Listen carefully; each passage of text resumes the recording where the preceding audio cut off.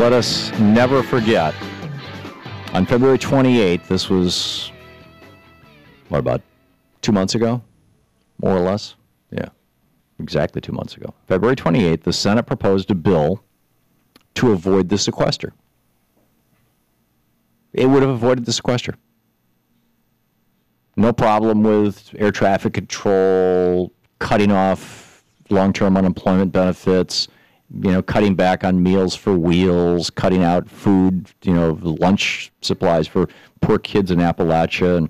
And the bill included an elimination of tax subsidies to big oil, closing loopholes for companies that ship their jobs overseas, and lowering itemized deductions on incomes over $4 million a year.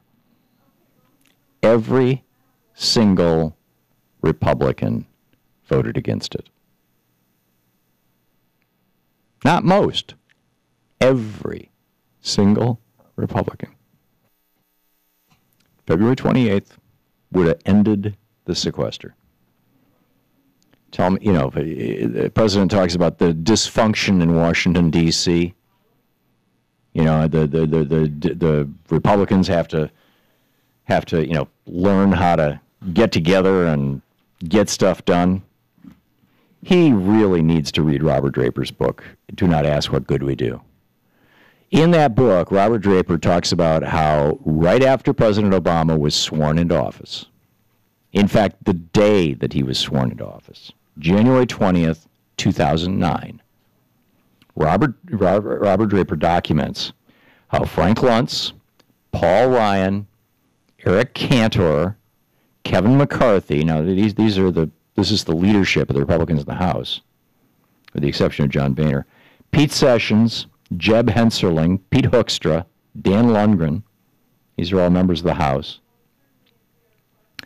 Senators Jim DeMint, who now runs the Heritage Foundation, John Kyle, Tom Coburn, John Ensign, and Bob Corker, all Republicans, got together with Frank Luntz and Newt Gingrich at the Caucus Room restaurant, just literally in the same building Louise and I lived at the time. Or actually, we lived there a year later, but came to live at the corner of D and 9th Northwest here in Washington, D.C. They got together in a private room in the Caucus Room restaurant, and they basically swore, this is it. Now, keep in mind, on that day, January 20th, 2009, America was losing 750,000 jobs a month. They wanted to keep it that way. Pete Sessions, who was there, described the meeting, and he said, this was 2 months later, in an interview with the National Journal, he said, and I quote, I'm using his words, Taliban insurgency. We understand perhaps a little bit more because of the Taliban. Insurgency is the way they went about systematically understanding how to disrupt and change a person's entire processes, and these Taliban are an example of how you go about changing a person from their message to their operations, to their frontline message. And we need to understand that insurgency may be required when dealing with the Democrats, when dealing with the other side. He went on to say, if these Democrats do not give us those options or opportunities, then we will have become an insurgency. I think insurgency is a mindset and an attitude, and we're going to have to search for and find ways to get our message out and be prepared to see things for what they are rather than trying to do something about them. And, 13 weeks passed after this when actually some fairly good legislation got passed through because the Republicans could only get 39 votes to block legislation in the Senate. And then Scott Brown got sworn in. Barack Obama, in his entire presidency, had control of both the House and the Senate for 13 weeks. That's it. Got a hell of a lot done in those 13 weeks. I used to have a list of it around here. Here it is right here. Middle-class tax cut, Chrysler saved, GM saved, 800,000 monthly job losses have become monthly gains now for over 30 months. Education spending increase, student loan costs decrease, hate crime laws strengthened, Affordable Care Act, CHIPS expanded, enforcement of child labor laws, Wall Street reform, credit card reform, predatory lending to soldiers restricted, troops paid for stop-loss time, torture was stopped, VA spending was increased, women could serve on subs, equal pay for women, nuclear arms reduction and disposal, BP agreed to a $20 billion cleanup fund. which saves us $20 billion. EPA was strengthened. FDA powers were broadened. 9/11 responder health care was finally funded after, the entire Bush administration, they ignored the 9/11 responders. And Don't Ask, Don't Tell, Don't Tell was repealed. Excuse me. And then Scott Brown got in the Senate, and the Republicans had 40 votes. And so they could say, you have to have 60 votes in order to pass something. And they have stopped everything ever since. What did Kevin McCarthy say after the meeting?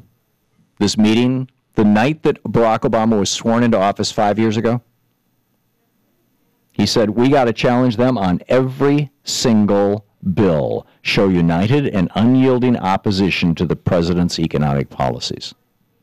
Keep in mind, the day that he said this is something he said at the meeting. The day he said this, we were losing 750,000 jobs a month.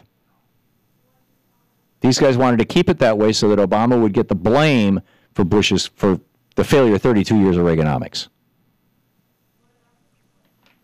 These, by the way, were the same guys who said yes to the Bush-Cheney 2008 January stimulus, yes to the Bush-Cheney bailout of Bear Stearns, yes to the Bush-Cheney bailout of AIG, yes to Bush-Cheney's TARP in September of 2008, and yes to Bush-Cheney's TARP in October of 2008. No to anything coming out of the White House ever since. They supported Bush-Cheney spending $4 trillion while giving tax cuts to the top 1%. They supported keeping the cost of both wars, Iraq and Afghanistan, off the budget so that huge explosion of debt didn't occur during the Bush years. It occurred during the Obama years because Obama finally put it on the budget and said, hey, here it is. Senators Jim DeMint, John Kyle, Tom Coburn, John Ensign, and Bob Corker have filibustered more than 300 bills, more than any Congress in history. They voted no on everything, including Al Franken's anti-rape amendment, Lilly Ledbetter Act, the Fair Pay Act, the anti-outsourcing bill. This is why we're at. You're listening to the Thom Hartmann Program. Call 866-987-THOM. And the president tried to close Guantanamo, and as he pointed out, you got to have the money to do that. It costs money, and only Congress can appropriate money, and the Republicans have said no.